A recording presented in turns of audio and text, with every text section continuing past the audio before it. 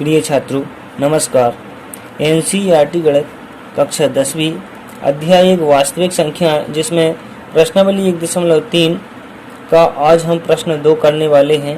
सिद्ध कीजिए कि 3 धन 2 वर्गमूल 5 एक अपरिमेय संख्या है। तो आइए इस प्रश्न को करते हैं। हमें सिद्ध करना है 3 धन 2 वर्गमूल 5 एक अपरिमेय संख्या है। तो हम इसके विपरीत मानेंगे, तो हम इसके विपरीत मान लेते हैं। हमने माना इसके विपरीत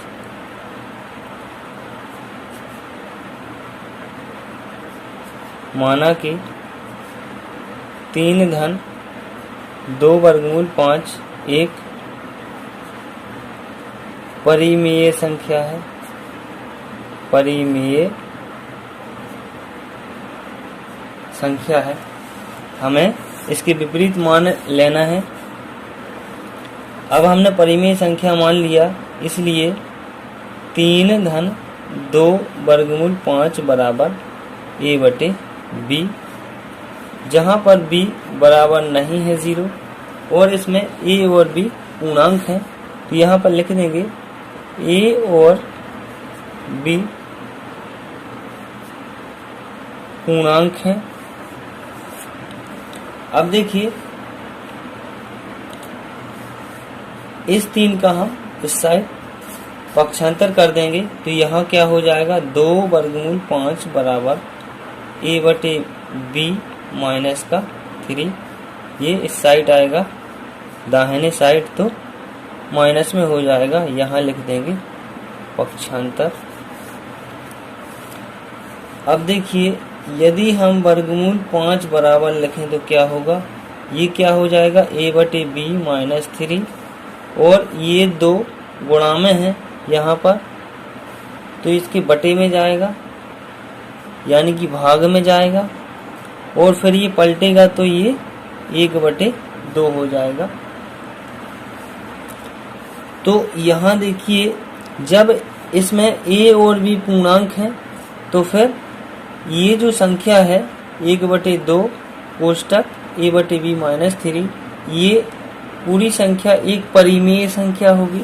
तो यहाँ हम लिखेंगे, चूंकि a और b पूर्णांक हैं, इसलिए ये पूरी संख्या एक परिमेय संख्या होगी।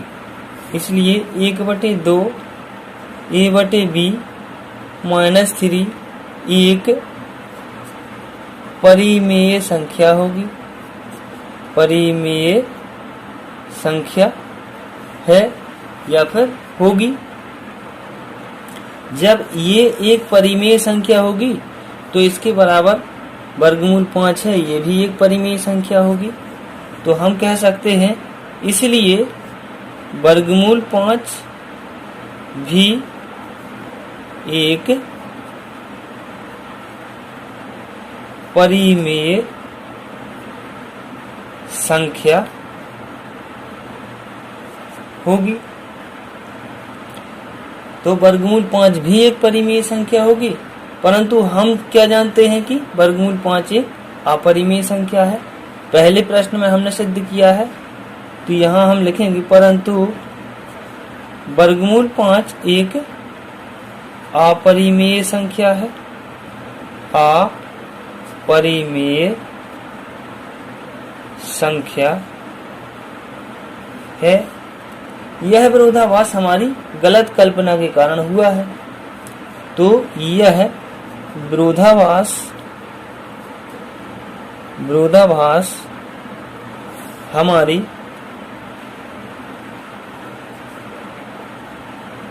गलत कल्पना या फिर त्रुटिपूर्ण कल्पना के कारण हुआ है। हमने क्या माना था, हमने इसका उल्टा माना था कि यह एक परिमेय संख्या है। तो इसी कारण से यह हमें प्राप्त हुआ कि यह एक परिमेय संख्या है। तो यहाँ हम लिखेंगे, हमारी गलत कल्पना के कारण हुआ है। यह विरोधाभास हमारी गलत कल्पना के कारण हुआ है, इसलिए ये वर्गमूल 5 क्या होगी, एक अपरिमेय संख्या होगी। इसलिए हम कह सकते हैं कि 3/2 वर्गमूल 5 एक अपरिमेय संख्या होगी, एक अपरिमेय संख्या होगी। तो इस प्रकार से हम सिद्ध कर सकते हैं